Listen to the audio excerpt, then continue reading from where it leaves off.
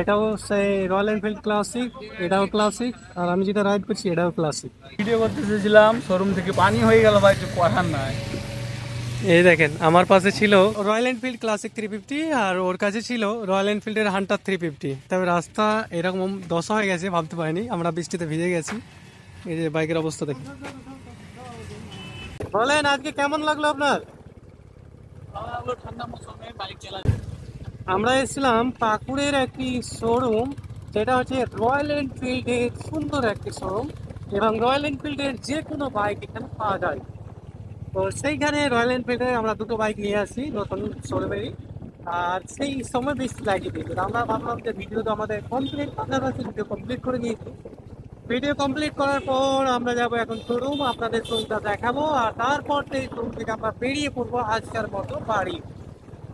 তো চলেন সেই শোরুমটাই দেখে আসি।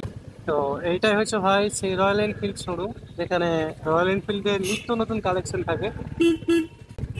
চলেন ভরে দিই, এটা হচ্ছে সেই শোরুম।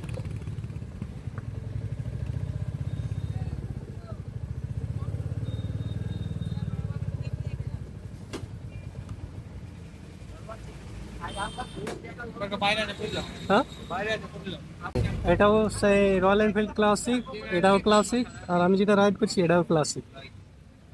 তো আপনারা এই রয়্যাল এনফিল্ড শোরুমে কন্ট্যাক্ট করতে পারেন, আমি ডিটেলস সব কিছু দিয়ে রাখবো। যদি রয়্যাল এনফিল্ডের যে কোনো বাইক নেওয়ার থাকলে, আমার সামনে আরো অনেকগুলো বাইক রয়েছে ভেতরে, এখানে Hunter, classic, royal Enfield Meteor, অনেক কিছু রয়েছে, জিটি রয়েছে।